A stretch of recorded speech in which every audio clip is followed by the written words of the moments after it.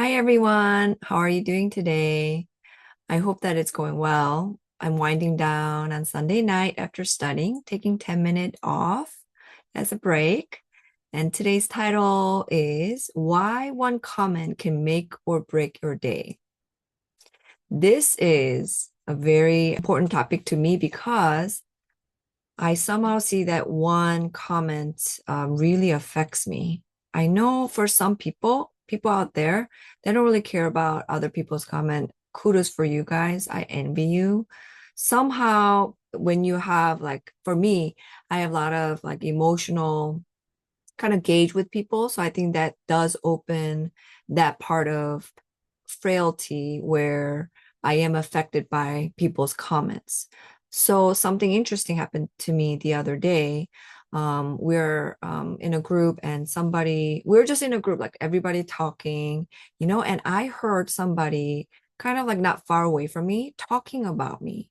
My name was mentioned, and it was such a good stuff about me.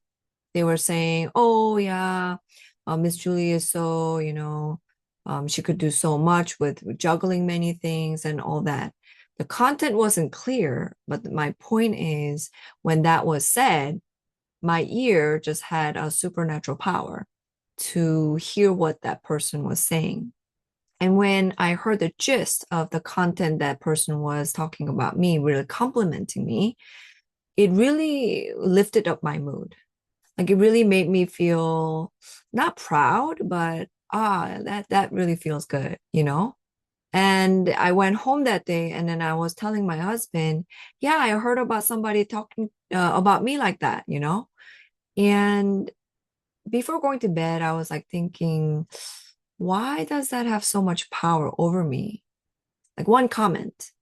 Yes, it's flattering that somebody would say nice things about you.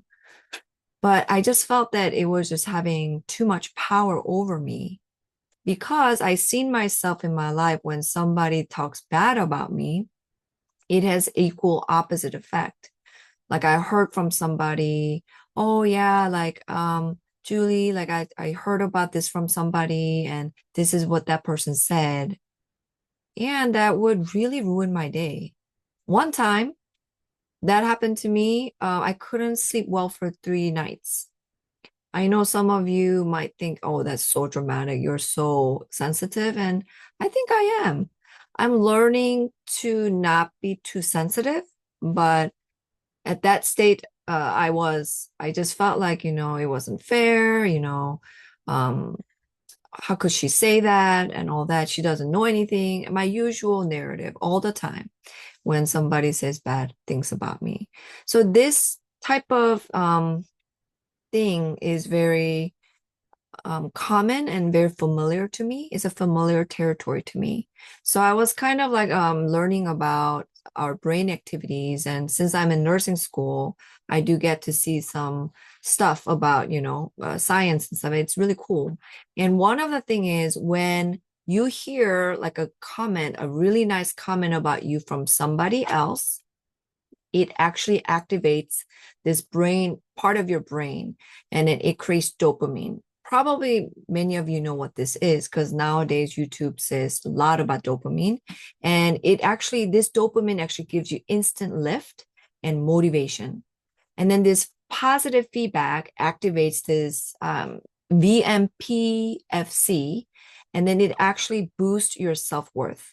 So somebody's saying, oh, Julie is so amazing. She can cook for 100 people. If I hear that and then receive it as a compliment, it actually boosts my self-worth in my brain, right?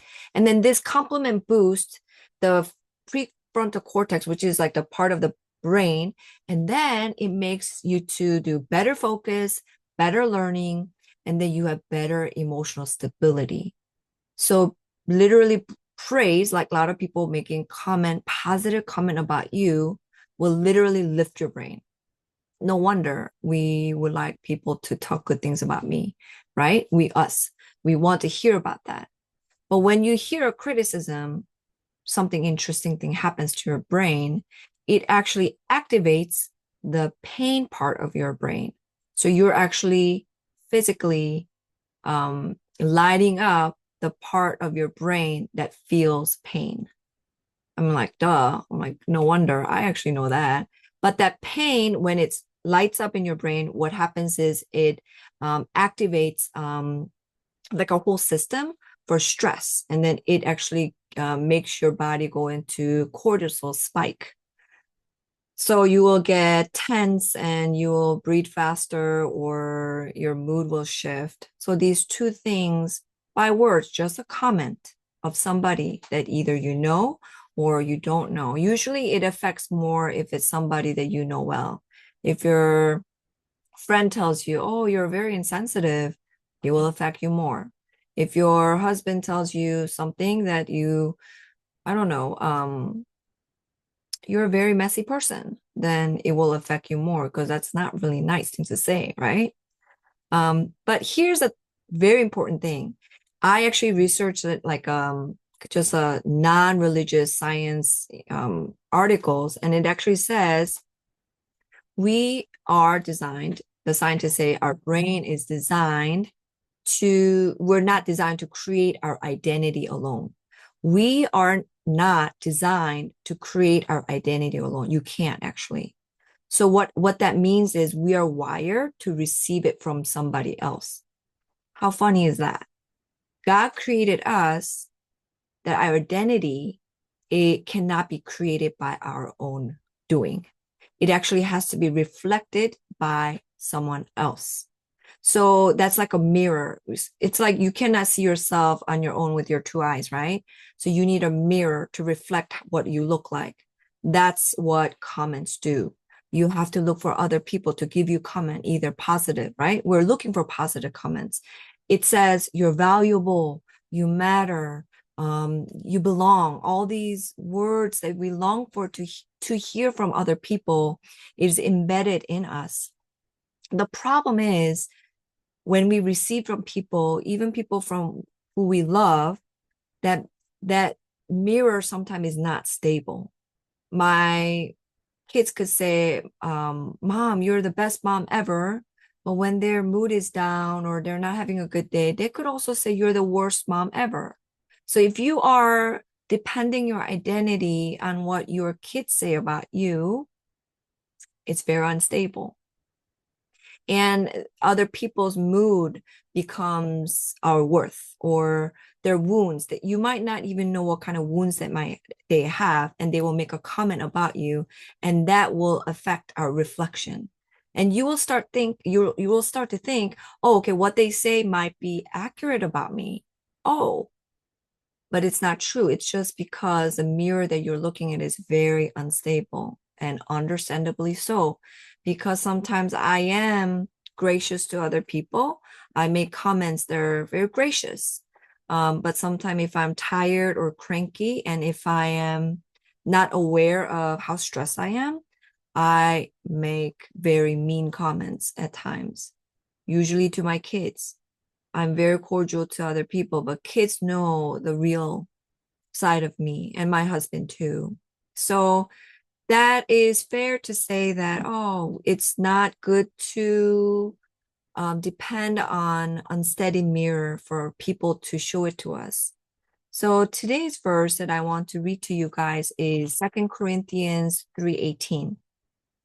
It says, and we all who with unveiled faces contemplate the Lord's glory are being transformed into his image with ever increasing glory, which comes from the Lord, who is a spirit. So basically, this is a little bit hard to understand. In a simple version, it's this. As we look toward God, he becomes a mirror that shapes us. The more we focus on who he is, the more clearly we see who we are. And he gently transforms us into his image. So if you're struggling today after somebody told you something negative about you, maybe your friend said, oh, you're not a good friend and I don't want to be friend with you. Or maybe you heard from somebody at church, yeah, you're not such a great person, this and that. I hope that that is a mirror that is very unstable. I think it's okay to receive compliments from people because that is life-giving. If somebody tells me things that are encouraging to me, I think that's really great. So I try my best to do that to my kids or my family, try to use my words to give life. And I think it's okay to receive that. But when you are dependent on what other people say about you, that's when your identity shifts like back and forth by one comment alone.